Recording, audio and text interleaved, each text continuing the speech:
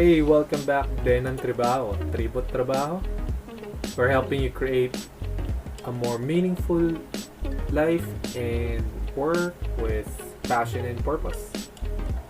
Today, ang kasama natin ay a very special guest. She's an entrepreneur, a business and health enthusiast.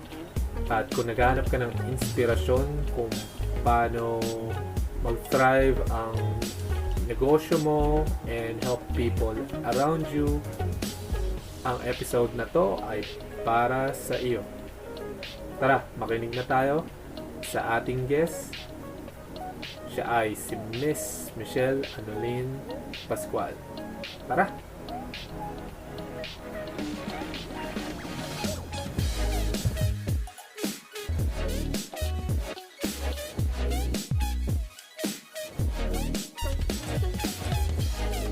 Hey, welcome din ng Trabaho. So, we have a very special guest. She's a previous co-worker of mine. It's been several years yata when we last met, and those were probably more than a decade ago. Sobrang tagal na. And first time din namin nag-usap ngayon online via Zoom, and I'm really excited. She's a mompreneur, would you say, mga ganun? Mom Yes. entrepreneur, and she's living overseas, pursuing what she loves to do. But here you go. Here's our guest, Miss Michelle Anolin Pascual. Welcome to our show. Thank you for having me. Kamusta ka? Kamusta? Ayos naman. Still surviving within this pandemic. Yeah, this will be over soon. Sabi nga natin prior tayo nag-usap, yeah, I might be hopeful yung 3 years. Pero sabi mo, ikaw, Yeah. 7 years. Good I think luck. it would take more than that, yeah. Wow. But I we're can't- hoping. We're hoping it would be over soon. Yeah, Everyone is hoping. can't wait. And hopefully we can see each other physically pag umuwi ka na from overseas. Yeah, yes, I'm hoping the same. Hoping the same. Okay. Now, Michelle or Mitch, tell us about yourself or a little bit of background sa mga listeners natin, audience natin today. Yes. For those who doesn't know me, of course, a lot of you doesn't. I'm Michelle Anolin Pascual. I'm an entrepreneur, a mompreneur. I'm a business builder, a health enthusiast, and I'm a mom of a 2-year-old boy. I also have been living here in the UAE since 2008, so about 13 years, going 14 years. I had been an OFW for 8 years, and now I'm a stay-at-home mom doing business at home, and as well as I have business in the Philippines. And yeah, it doesn't stop me. Even if I'm a mom, it doesn't stop me of building my own business and doing my own thing that I love. Sa mga mom out there, yung mga mompreneur like you and probably mompreneur like you overseas, paano ka nagsimula? Like how did you find that passion sa business? Kasi in this business model na mostly majority yung mga risk takers are lalaki. Pero now we Yes. found na women are also risk takers and love pursuing probably in the business context katulad mo. Paano ka nagsimula? Well, the things that we love, most of mompreneurs, hinuhugot nila yon sa mga bagay na gusto nila. They're kung saan sila enthusiastic, kumbaga. So, I started business because, of course, OFW ako, diba? And I realized that hindi ito yung buhay na tipong forever. Hindi ito yung, kumbaga, sustainable for me na magiging OFW na lang ako for my whole life. So I decided, even when I was in college, I wanted to have an own rental a passive income. So I decided to have or purchased, we decided, my husband and I decided to purchase units in the Philippines so that it can be a passive income in the future, plus a good investment uh, for our future and for my son. And dun naman sa aking business, sa oiling business, I decided to do it kasi I fell in love with the product. I fell in love with the product and then I decided to do it as a side hustle. You know, when you're a mom, you're busy, but you will have at least a pocket of time to do certain business na alam mo na you'll be productive. Kasi I don't like being stagnant. Alam mo yung wala kang ginagawa. Yung parang ano na gagawin, more on procrastination. I don't like that. I like being productive. So then I think of something na what am I gonna love and what am I tipong ano yung nagugustuhan ko sa panahon ngayon. And that is my oiling business. And then I discovered that Young Living has a business side. And that's the time that I decided to join the business. I'd been a user for how many months before I decided to do it. How did you find yung oil? Sa mga hindi nakikinig, hindi naman yung oil yung langis ng, ng mga kotse to, ng vehicle. Hindi naman. Change oil? Yes, hindi naman. Essential oils para sa mga audience natin. How did you find yung essential oil and how did you fall in love with it? Bakit? Paano nangyari? Okay, so my story began when I was pregnant. Naririnig ko na siya kasi essential oils is known in the Philippines for how many years na.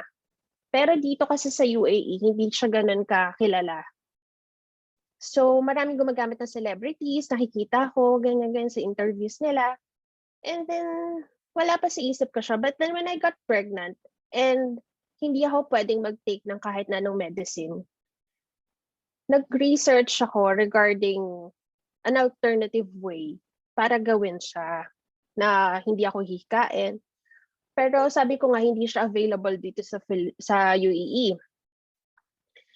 And then, after kong manganak, gumamit ako ng mga synthetic oils na nabibili sa department store. It doesn't help talaga. It doesn't. Kasi iba yung grade niya. Hindi ako aware na iba-iba pala ang grade ng mga oils. May mga therapeutic oils, may mga fragrant oils which are very toxic to your health. And sabi ko nga, health enthusiast ako. Kaya ayoko ng mga something na harmful sa katawan ko. And then, when it comes to my baby, nung nandiyan na yung baby ko, nahihirapan ako sa kanyang he has eczema kasi. He has eczema and then nahihirapan ako sa kanyang patulugin and I have postpartum depression.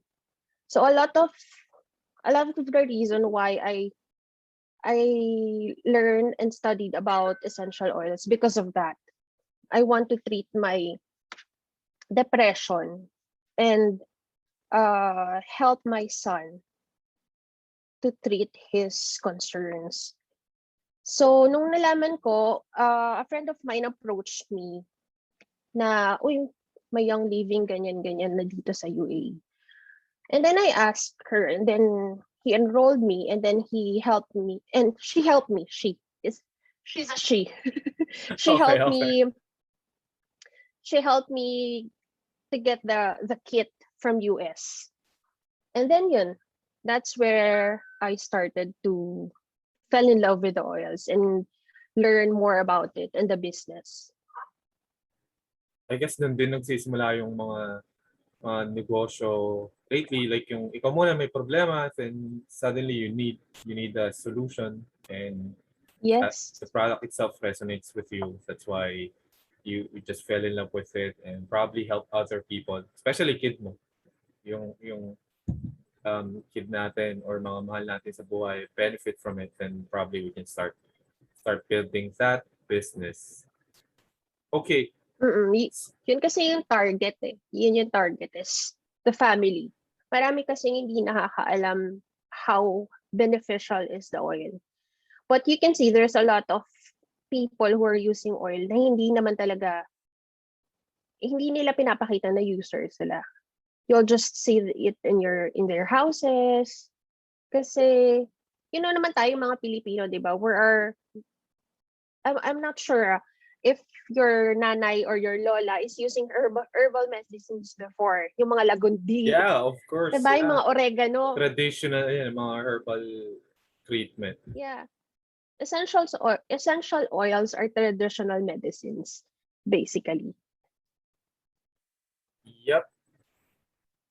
Yung mga katulad natin, like, we still have a day job before, diba? Ako personal, I still have a day job. You, like, relatives ko, mga pinsan ko, mga uncle ko work in UAE and still have their own day job to. How did you manage na transition towards like this life you want right now? Paano mo siya, like, di ba nag-side hustle ka and then you still have a corporate job out there sa UAE. Paano mo siya transition? Like, how did you do it? Actually, right now, I'm a stay-at-home mom.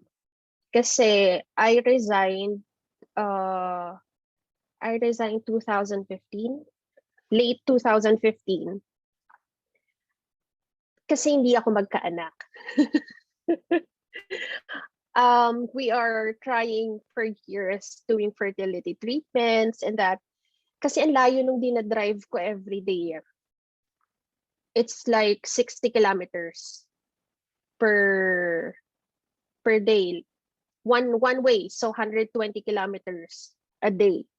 And sa highway siya, so very stressful yung traffic.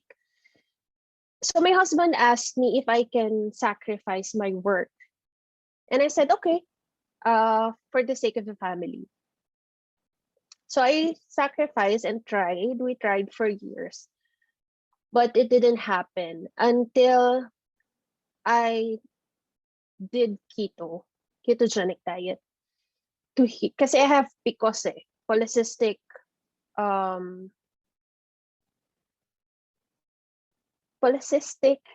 membrane, polycystic ovarian syndrome. Meaning I have a lot of eggs na hindi na nararipen. So nagpro-prolong yung menstrual period ko. That's the reason why I cannot get pregnant easily. It's very hard for me to get pregnant. And I gained a lot of weight. That's one of the symptoms that you have PCOS. And then when I did keto, I got pregnant. And then that year, I was deciding to go back to corporate world. But we already have the business. We already have the rental business. So when I decided to go back, then I got pregnant. Parang sinasabi ni Lord, no, you're not for corporate. So, yun nga, then I discovered the Young Living and decided to do it. Kasi sabi ko nga, I don't like being stagnant. I have a vast dream. Masyadong malaki ang dream ko para maging tumigil lang sa pagtatrabaho. True.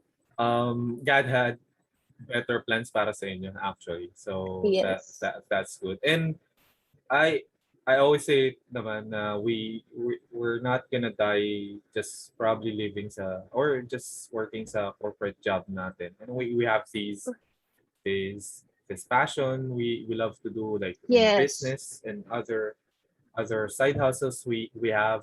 So yung mga mompreneur, like kunwari audience natin, mga listeners natin, mga mompreneur na katulad mo, ano yung mga like probably biggest mistake na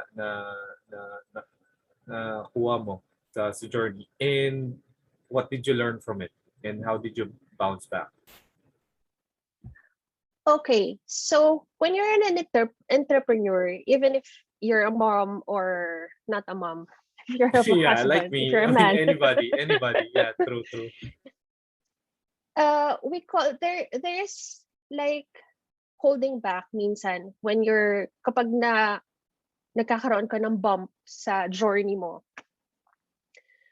it's either magpapadala ka dun sa bump na yon or mag-continue ka. So for me, my struggle is, okay, first, yung pag sa rentals is what's happening right now. Because our rentals is mainly, our target is for the students. So ngayon, walang school. So walang rental. And there's a lot of people who are struggling with their business when it comes to rental, especially those dun sa area na yon. Because our rental is in University Belt. So stop siya, but hopefully matutuloy na siya. And then when it comes naman to my my own business, which is the oil, may point na hindi siya continuous, may point na flowing siya. So it's up to you if you will kakagat ka ba dun sa mga problema na yun, na bibigay ka na lang na ayoko na, tama na to. We call it have you heard of BS? It depends kung anong BS yun. Baka narinig ko na ilang beses. Pero, yeah, by the sake of the conversation, sige, what's BS? BS is sabi nga nila, can you say it by here? I don't know. That's all. May mga audience tayo na mas bata siguro. Pero yeah, we'll probably cut that out. Sige, go. Okay. Sa curse word, the curse word BS. But when you're an entrepreneur, BS is a belief system. And what is a belief system? That's the fear na ayoko na, yung mga reason mo kung bakit hindi ka na mag-continue. Like, wala akong oras, wala akong budget, hindi ko na kaya, nauubos yung panahon ko, 24 hours lang mama ko, or may day job ako, yung mga ganong reason. That's a belief system na hindi mo kayang ituloy yung mga ginagawa mo. But, ano yung mga whys mo? Is it higher than your BS? Or is it mas mataas ba yung sinisigaw nung why mo compare sa BS na yun? And that's my main struggle. My main struggle is time kasi. If you're a mom talaga na mag-isa lang ako dito, I don't have biyaya. I don't have help. My husband is working usually in the morning or at night, depends on his shift. So I have to stay with my son because he's a toddler. So learning pa, tuturuan mo pa siya, you'll be the cook, you'll be the wife, you'll be all around the house. And I have my business. So basically my BS is time. But there's pockets of times nga eh. You have pockets of time in your day na maisisingit mo siya if you want. But if you don't, at manonood ka ng Netflix, wala. Walang mangyayari sa'yo. Lahat. Everybody loves Netflix kasi it's, di ba? I know. It's Korean novelas. Correct. Access mo lang siya sa phone. You just have Wi-Fi connection, probably download it. And true, you have plenty of excuses if your why is not strong enough. Di ba? Sabi nga ni Simon Sinek, start with why. And totoo, yung amygdala, like back of our brain, that's yung nagtitrigger ng fight or flight eh. And that's the same thing yung fear na in a sense na okay, yung kilay ko ba pantay na, or ano bang susuot ko ngayong gabi para sa date namin, or madumi ba yung mukha ko. That's also the some of the triggers ng brain natin. It's really clouding us na kung bakit natin ipupush yung passion natin or yung reason natin is strong enough, but sometimes hindi mawawala yun eh. Hindi mawawala yung fear na yun, yung excuses natin. But you have to, sometimes you have to dance with it.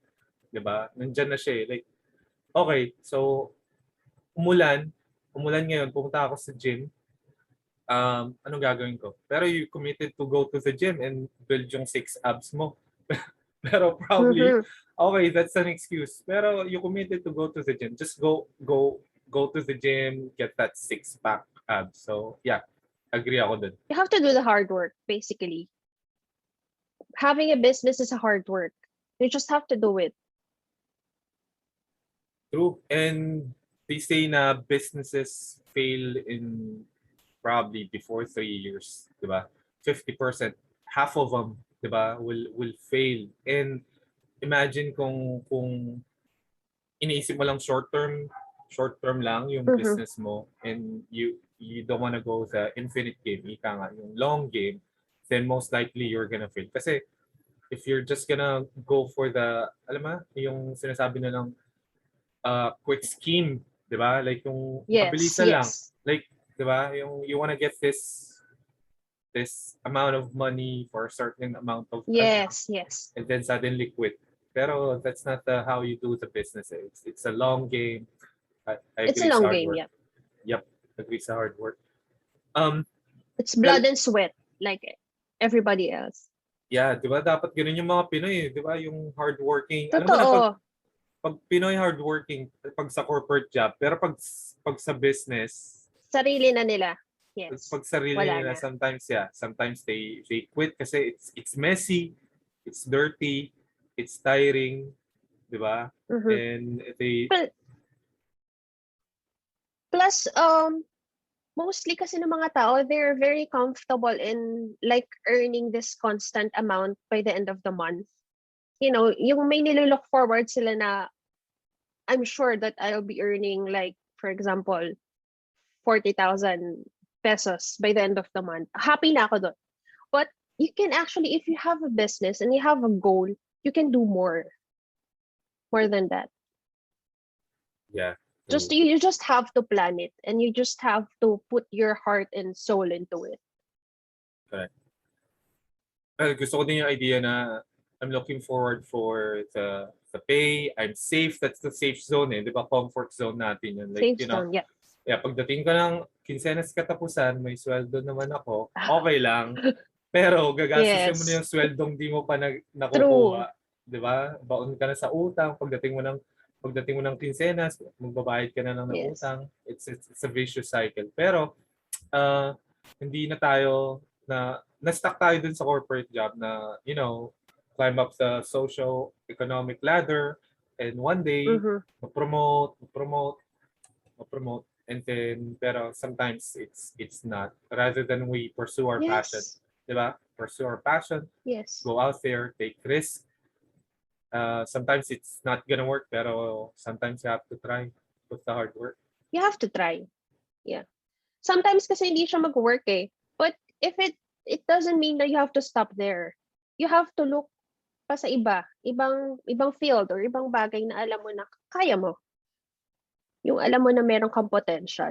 Hindi naman yung magre-risk ka sa isang bagay na wala ka talagang idea. Yeah, calculated risk, ika nga. Parang sa stock, you can't join in sa stock market kasi it's really really confusing. Baka maligaw ka, baka maubos ang pera mo. True. You have to learn yung gusto mong gawin. Agree. Tell me about time naman na you just, I mean, I know you're having trouble dun sa time management, but I agree na you have pockets of time, you can insert yung business mo.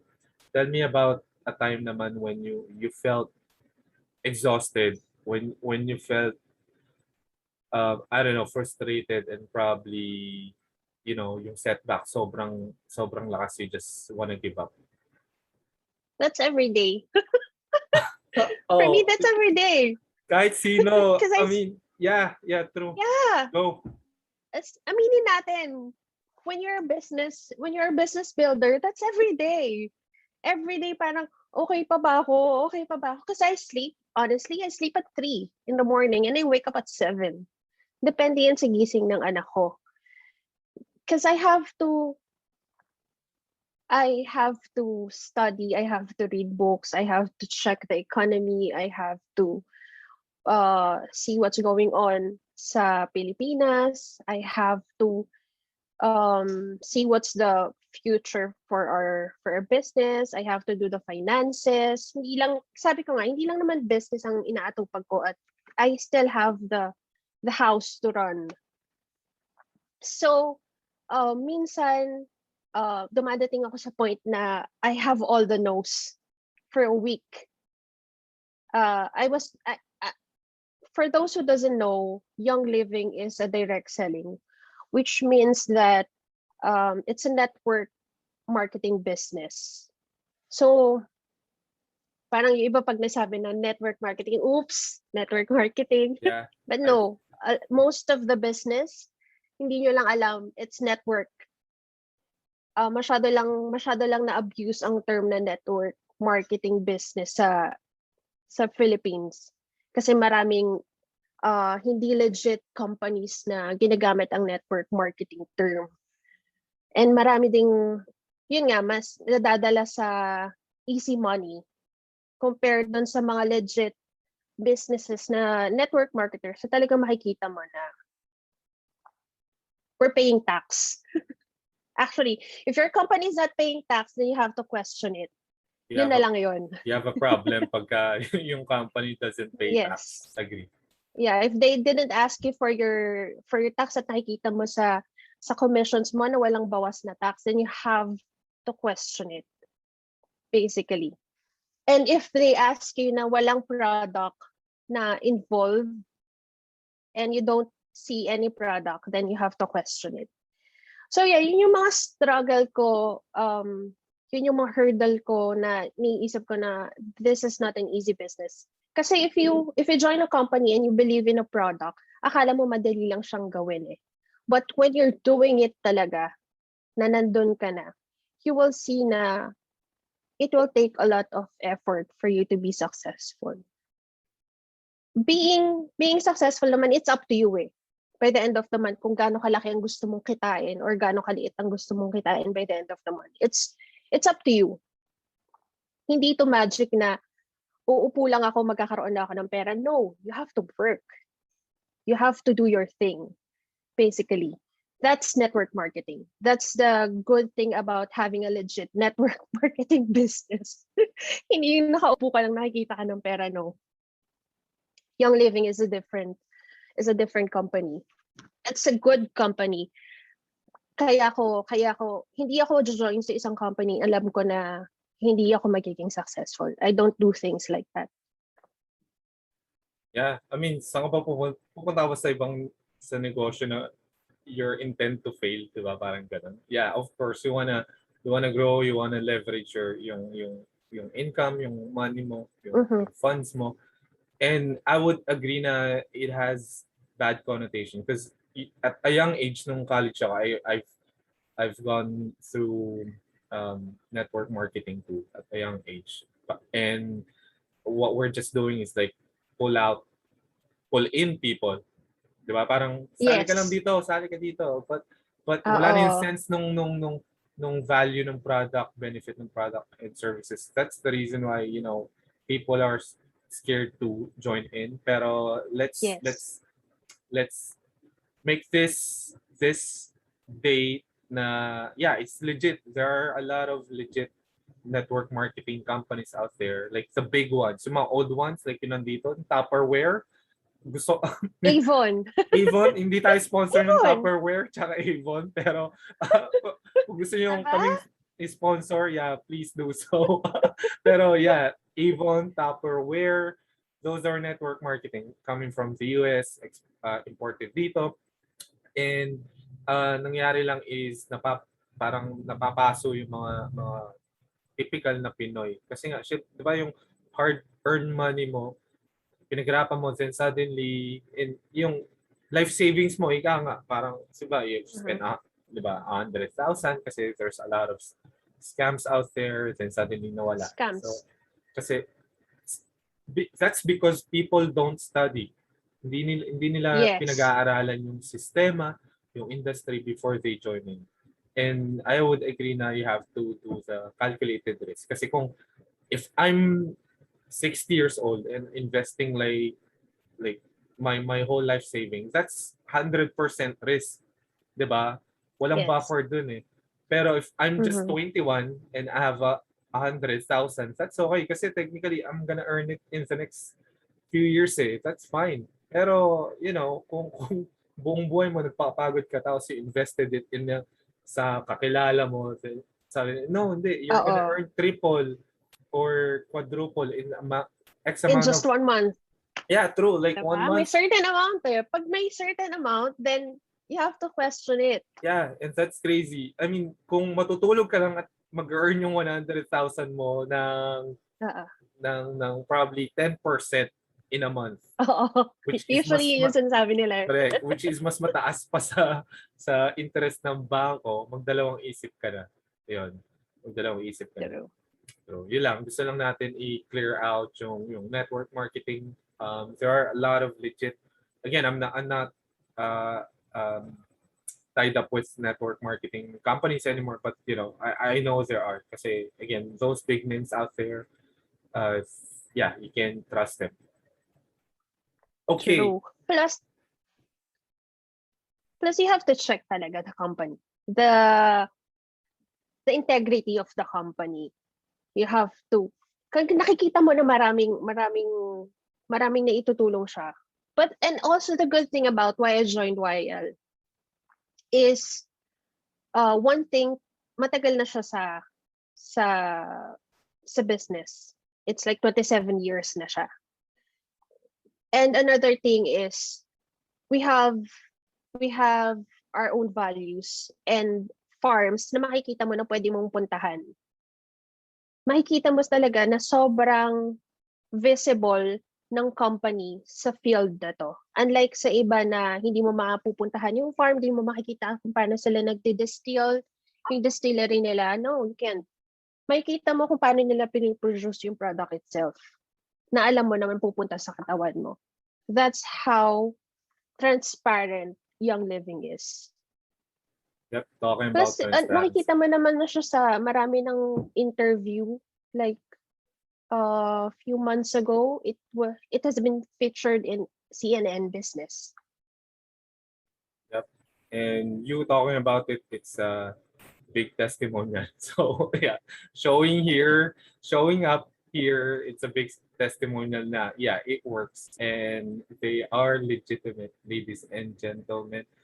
Okay, Yes. so it sounds na parang ikaw yung first lady ng bahay nyo. Ikaw yung CEO ng business True. mo. Ikaw yung ikaw yung, 'di ba, yung servant ng whole family, but you do this because of the people you love. Who inspires you? Probably 2 to 3 people who inspires you to do this work you do and continue doing it. First, kung sasabihin ko, nung wala pa akong anak, sarili ko. Okay. Kasi I'm doing it for myself, honestly. Why will I do it for somebody else? I'll do it for myself. Kasi, kumbaga, I'll do it, one thing for myself, second is for my family. Kung single pa ako, kung kami lang dalawa ng asawa ko. But now that I have a son, nag-shift yung perspective ko eh. So my number one reason ko na ngayon is my son. Pwede ako maghirap pero hindi ko kayang makitang maghirap ang anak ko.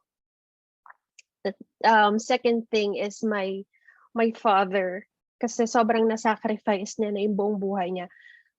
My father is still an OFW until now because I still have a sister, the youngest one, na nag-aaral. And pinalaki nila kami na hindi kami ang burden para pag-aralin yung mga kapatid namin. It's their responsibility and obligation.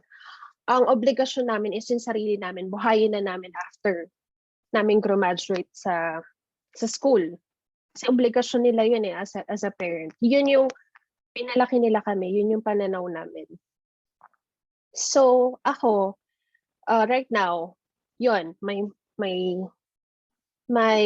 son, my father, kasi gusto ko na ibalik sa kanya kung ano yung nawala sa kanya ng mga panahon na sinacrifice niya. And then third thing is to show my sisters na the corporate world is not the only thing na nabubuhayan sila. So, yun yung 3 main inspiration na reason ko kung bakit ko ginagawa to. Yeah.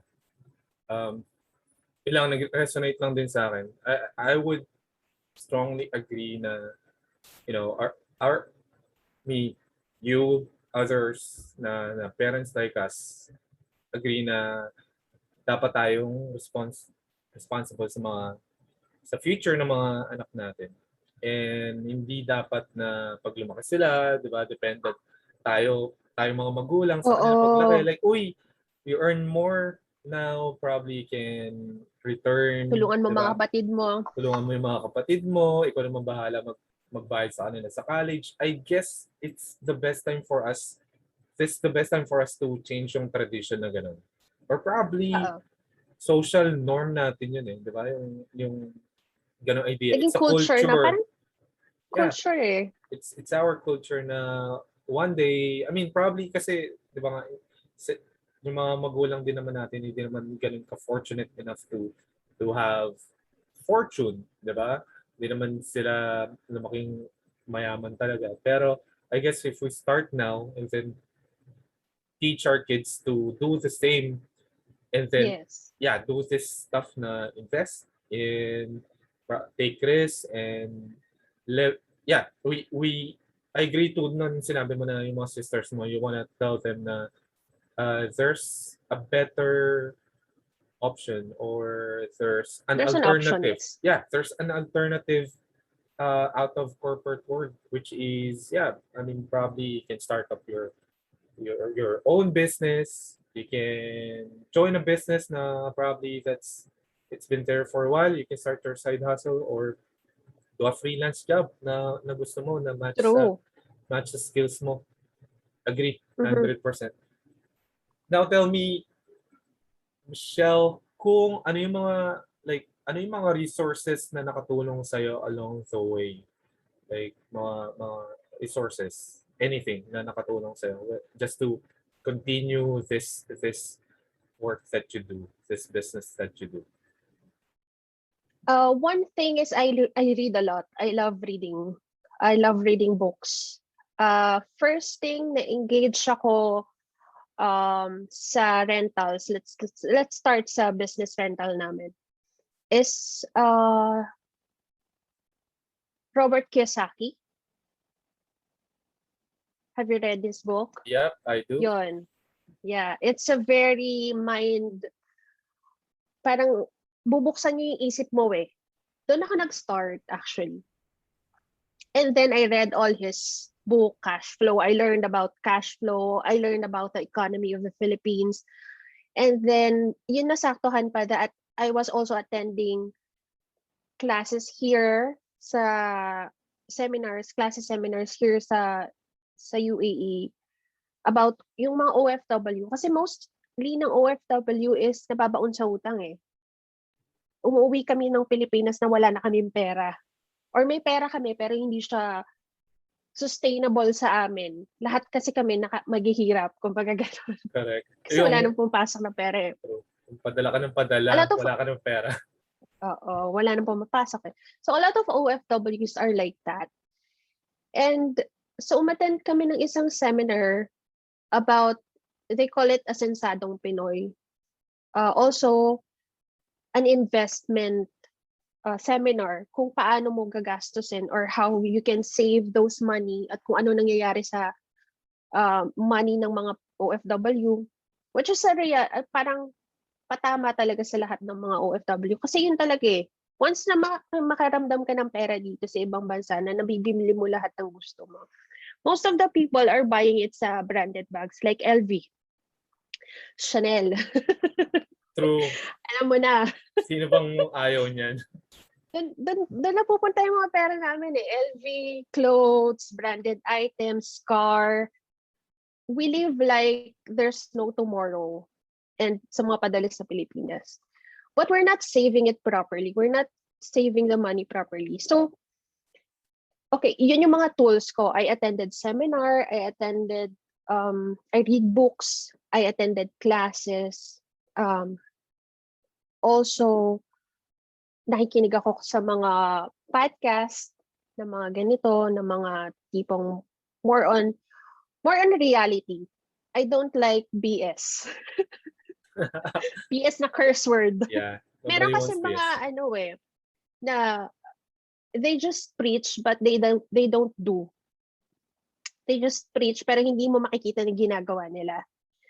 Minsan makakabasa ka ng libro na you'll be so inspired pero makikita mo na parang there's nothing, walang laman basically. Walang substance.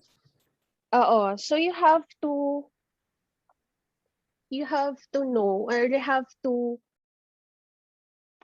kuha ka ng mga magagamit mo lang. Hindi mo kukunin lahat. And one advice ko rin, if you're reading books, that you read and then you apply. Huwag mong babasahin ng babasahin, magbabasa ka lang na magbabasa. And then hindi mo siya gagawin. Kasi walang saysay yun. So, that's one thing. It's either you have to continue to study because I believe in continuous learning. Hindi tayo tumitigil ng pag-aaral. Kumbaga, kung titigil ka ng pag-aaral, yun ka na lang. Diba? Books are investment for yourself. You have to increase your value as a person. And once you increase your value, kumbaga, pag sinaba ka sa isa or pag tinanong ka ng isang tao na makikita niya na, ay, hindi lang to someone, may laman siya, nakakataas ng ego yun, ng self-confidence na alam mo na may value ka as a person. Yeah. So that helps me a lot. Correct. I guess you've said yung strategy talaga. It's a whole strategy, tactical things you can do just to make sure na yung mistakes mo, probably you can learn it from a lot of books. Agree. Oo. I read Rich Dad Poor Dad. That's one of the financial or money books na I've read few years ago, and I applied it. I agree na dun sa book niya is you have to move from employee to di ba? Towards either B, Investment, yeah. business, or I, like investment. And yung cash flows stuff, I guess the moment you learn more, that's the time you earn more. Not kahit yung hindi yung tangible na money. But I agree na it increase your value eh. Like kung hinila kita dito, papunta dito, I mean, you have an idea for a certain topic or discussion, then you can easily say yes or no, di ba? Parang ganun. So, rather than Yes. you don't know anything, people would just You don't know anything. can trick you, di ba? Anybody can. Especially those salesperson na magaling magsalita. True. Those people na alam nila yung ginagawa nila, how to attract people. Those people na walang alam, na alam nila na nakikita nila na wala kang alam. Doon talaga makukuha ka. But if you know a lot of things, or if you know what they're talking about, then you can decide for yourself. And I like the way when sinabi mo yung idea na, ladies like just buy LV kasi the moment they have a lot of mula, sobrang daming pera, they just do impulsive buying, and they don't have time to invest para sa sarili, and they don't have time to invest para sa future nila.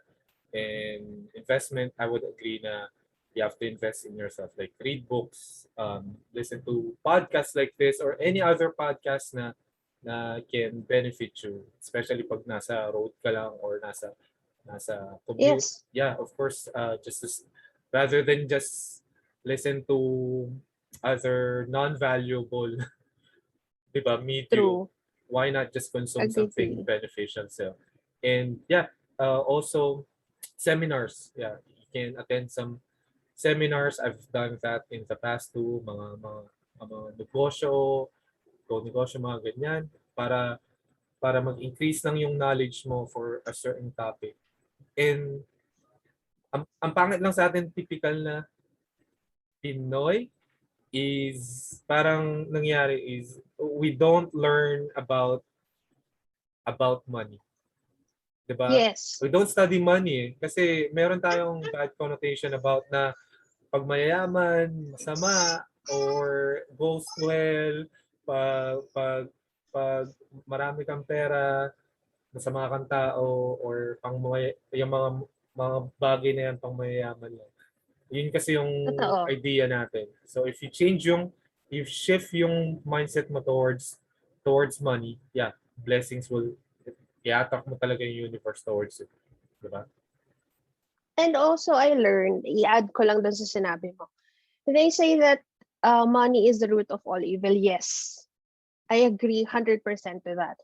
But money in a good person's hand will do great things. So, kumbaga, before, na-instill kasi sa atin na mayaman ka, mayabang ka, alam mo yon, pag mayaman ka, papatayin ka, habulin ka ng masasamang tao. So, we shy away from doing and learning how to earn more. Pero can you imagine if you have a lot of money, how many people you are going to help? How many lives are you going to touch by that certain amount of money na pwede mong ibigay sa kanila?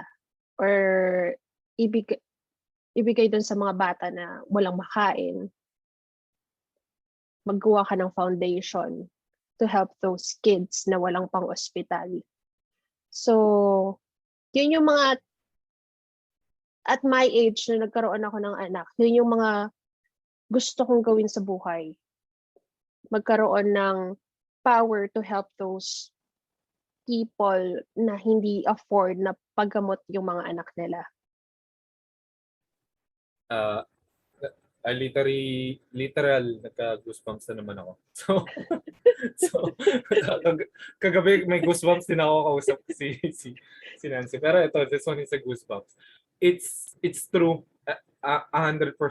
Agree ako that. So money is a tool that we use. It's either to build or to destroy, di ba? It's either Yes, use it 100%.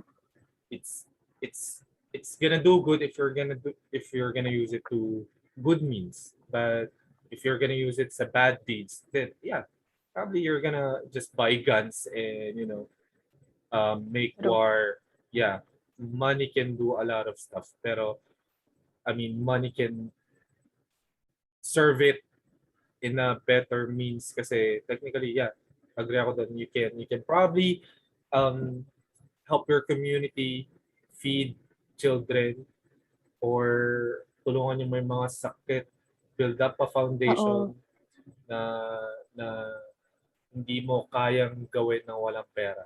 Kasi I would agree na you have to start helping yourself first, 'di ba? Ang hirap tulungan ng iba kung ikaw mismo wala.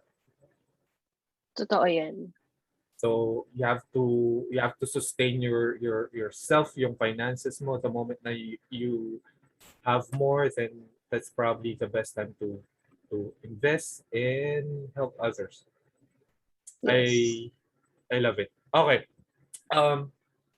Michelle, now tell me naman, like, I know you read books. I know you have probably some of your biases na paborito na books.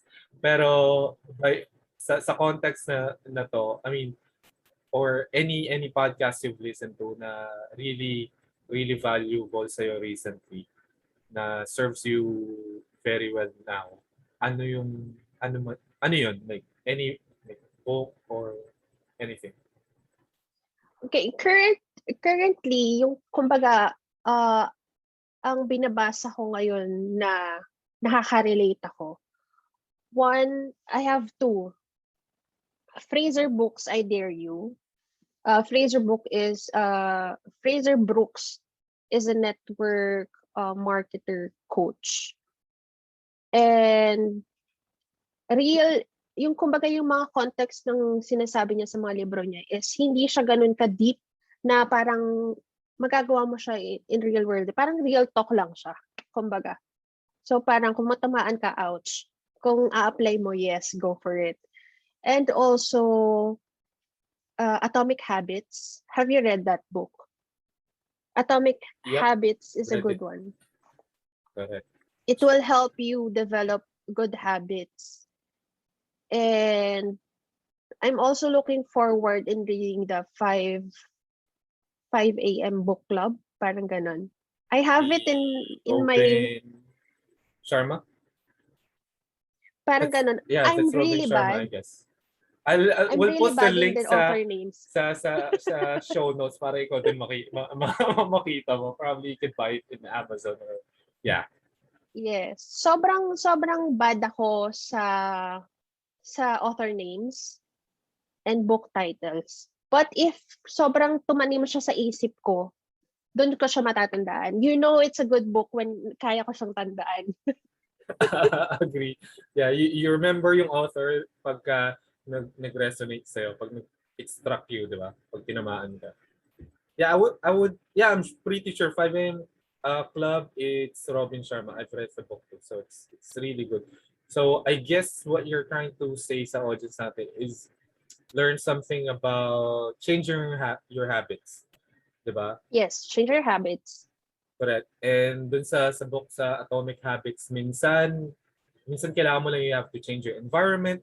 You just have to pick the right time, how to para mag-trigger yung habit na yon and para Mm-hmm. to let you move. And also 5 a.m. Club shows you na you can do more by probably doing in just 1 hour. Kasi dun yata pinapakita niyo yung chunk of 20 minutes. Like do exercise, do mindfulness, and then journaling. So there. So My I would agree. and I also yun nga, when it comes to network marketing naman dun sa business ko, I love Frazer Brookes. I also listen to his podcast and also Boss Lee, Jessie Lee podcast. sige. She's a very loud, very loud person. Pero siya, talagang madadrive ka sa energy niya. And I love people kasi who talk in reality. I don't like, may mga tao kasi na they talk in fantasy. Yeah, you want raw, real, and now. Yes. No behind the Kumbaga, scenes. you can relate to their stories. You can do what they're doing. Hindi yung tipong mahirap, ayoko nan. Correct. Now, which I'm really enjoying this topic. So I believe a lot of people really get some, ingredients dun sa recipe sa buhay nila. Parang yung book. I strongly agree na hindi mo kailangan na i-apply lahat yung nakalagay sa book. If it doesn't make sense sa'yo, then probably just try one. And then get another Skip one it. from this book and then apply it.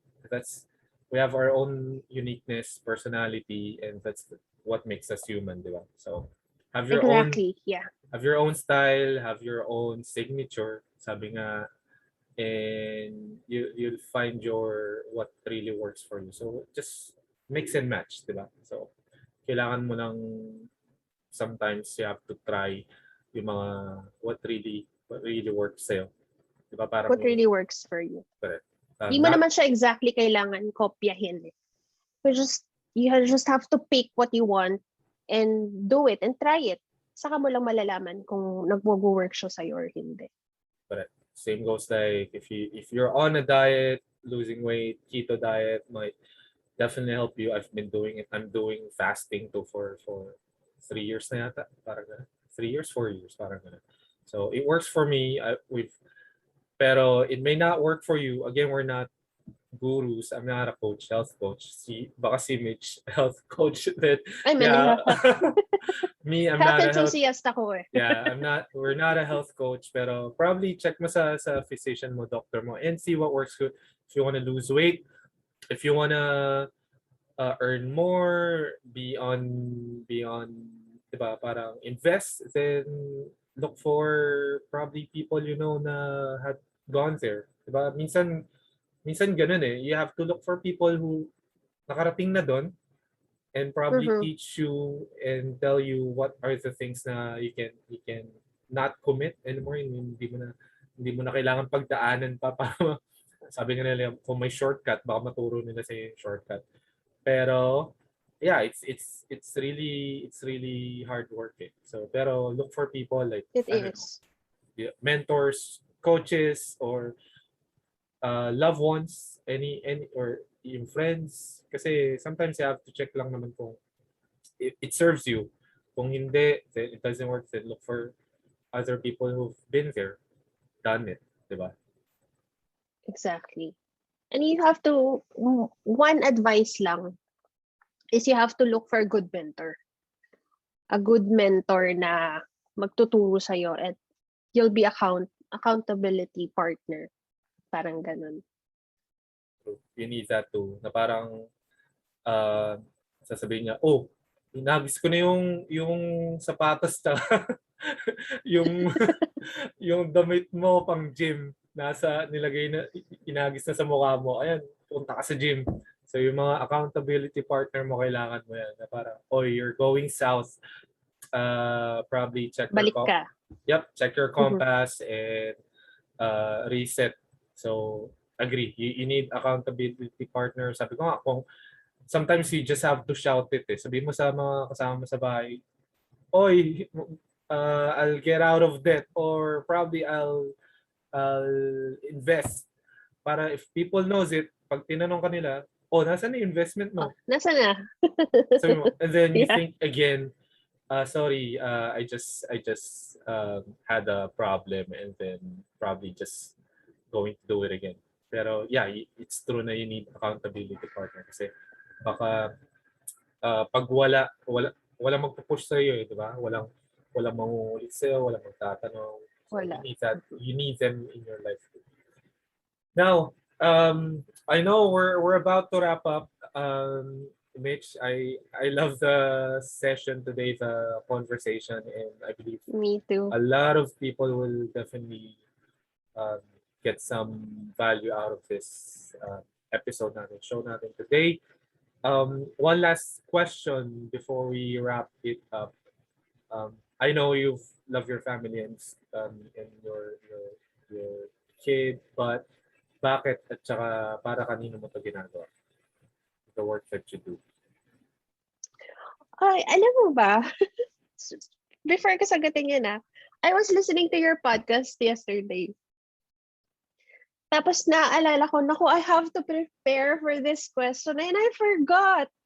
It's okay. It's okay. We're doing this live, ladies and gentlemen. This is raw, And I real. forgot to naisipin kung ano yung isasagot ko dyan.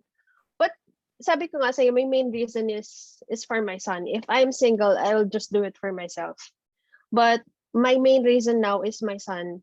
Kaya kong maghirap, wag lang yung anak ko. Kaya kong igapang lahat for my son. Mainly it's for him. I'm doing it for him and also for my sanity. Yeah.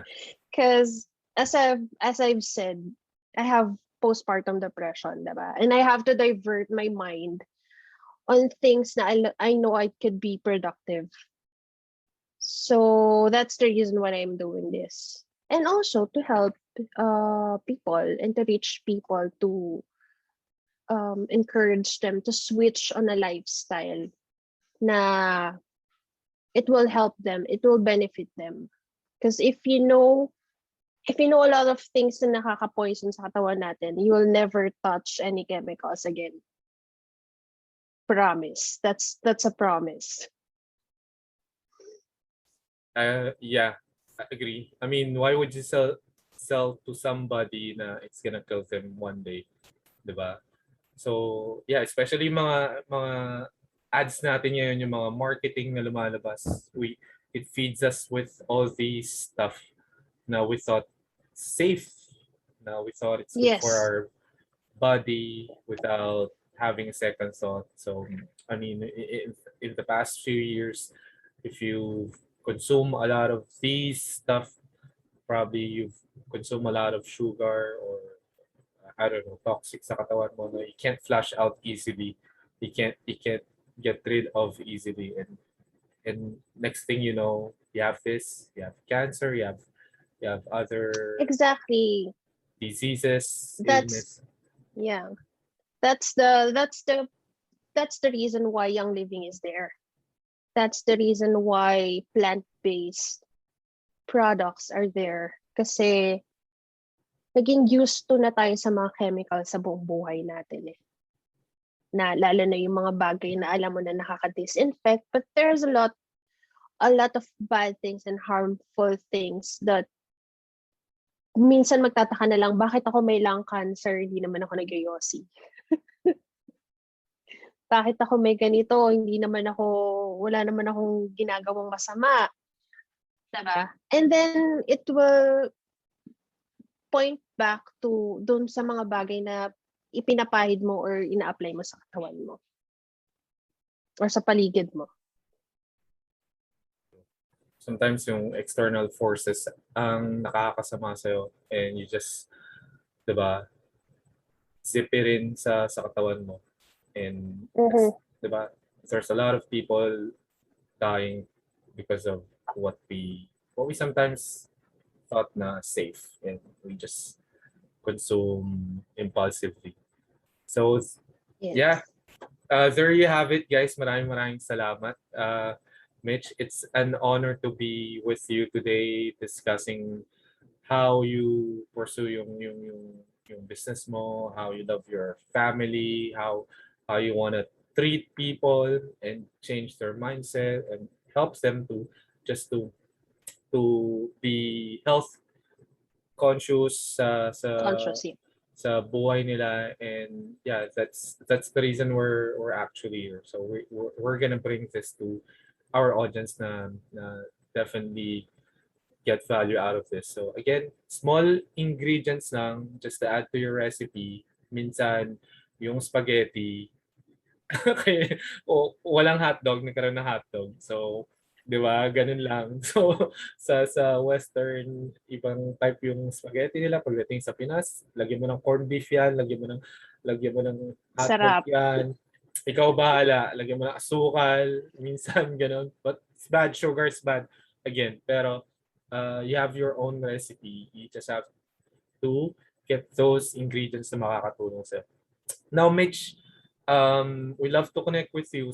Saan or paano kanila ma-reach out, or if I'm interested to be an entrepreneur like you or probably start my own business, or probably just read books the way you do, think in those time pockets of time, how can they reach out to you? Well, you can find me in my social media account. It's Michelle. On Facebook, it's Michelle Anolin Pascual. And on Instagram, we have Shell Eisen. That's our shop.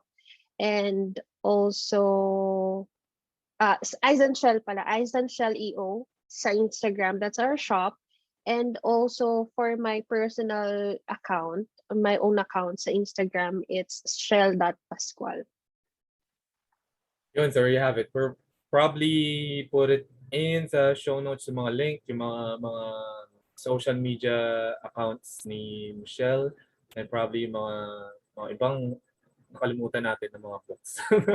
We'll probably link it sa show notes after this episode. And that's it. Thank you, Michelle. And I'm It's my very pleasure pleased to be here. To be with you today. And ingat. Have a good day. See you soon. Thank you. There you have it, guys. Yan ang topic natin for today with Miss Michelle Anolin Pascual. Meron akong mga takeaways. First, make time. So kung gusto mo yung ginagawa mo, alam mo magbe-benefit ka or yung mga mahal mo sa buhay, then kailangan mo maghanap ng paraan para isingit yung task na yun or activity na yun sa oras mo para ma-reach mo yung direction na gusto mo. Number 2, try it first. Subukan mo muna sa sarili mo.